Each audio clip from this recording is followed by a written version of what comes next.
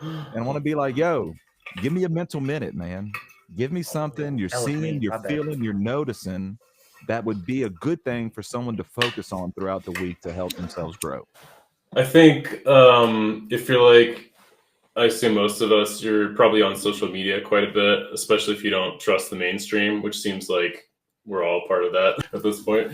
I think mentally it can be pretty draining going through all that stuff, especially if you're into conspiracies and like doing your own research. There's a lot of really dark, heavy stuff. And so I've noticed for myself, if I don't consciously try and do something about that, like digest it. My favorite is just meditation because I'm a woo woo dude. You know, I love spirit and so I'll just like shut down and try and process the day. I learn a lot during that time, which is I think great for your personal growth. Like to be able to have just quiet time and silence to be able to look at things and to actually think about them instead of just consuming constantly, which I think we're going to probably get into tonight. Is like consuming information, how that affects you, how it affects your psychology, and all these things. So I would just say a helpful practice would be just anything you can do to be able to digest your day, like digest all the feelings, like all the little tiffs you have with your kids or spouse or partner, whatever, and be able to kind of let go of that. Because when we don't, same as like food, right? Like imagine eating a bunch of food and then never digesting it.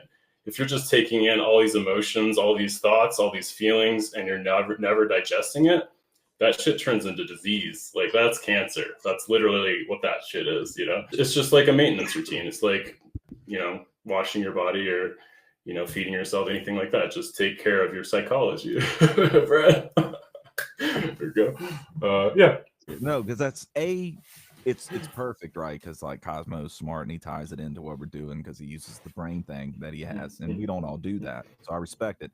But two, I'm glad we backtrack because when I made the call, sometimes I make the wrong call. I audible and it screws up the whole thing.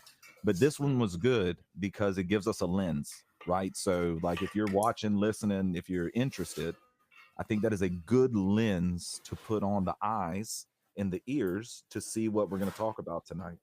And I want to reiterate the communicating with the spouse, the children, whoever's in your home.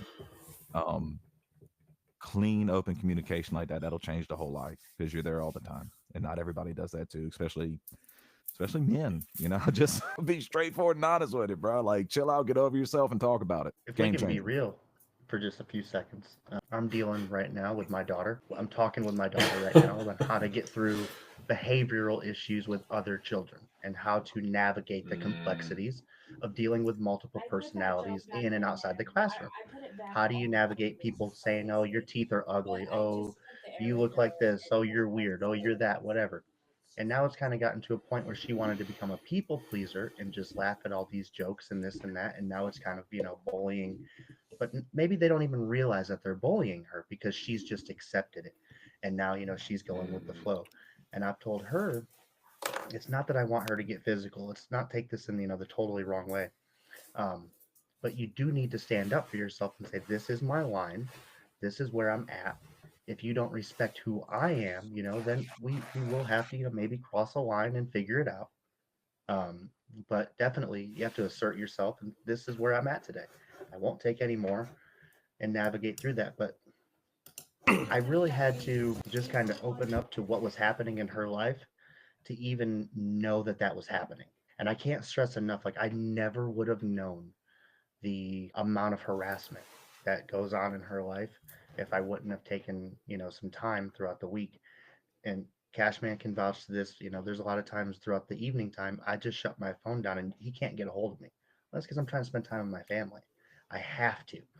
When my daughter's home, I can't because that's going to represent a bad look, and she's going to know that that's what we do as adults, but that's not what we do.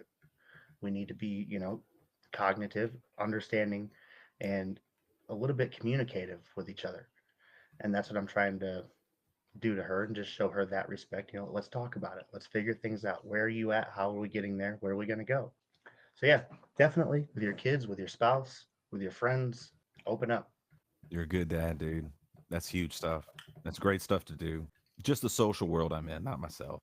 but I'm gonna speak from what I hear other people saying. A lot of dads don't jump into that arena, especially when the kids are a little bit older. They think the mom's gonna be the one that they open up to, and they don't assert themselves into that role of, I'm a part of your life. I'm here to guide. I'm here to support. I'm here to love. I'm here to listen. And I think, especially with a daughter, man, that's a huge thing for a dad to do. Huge, dude. That impacts her when she's 20 and when she's 30, not just when she's 11. That's great advice. That's huge props. Like, everyone who's listening, if that resonates with you, make it your own. Do that in your own way. It doesn't have to be exactly what Brad does. I think the biggest message I ever give people is Please. do it in your own way. But the Brad, I love it, dude. Huge respect.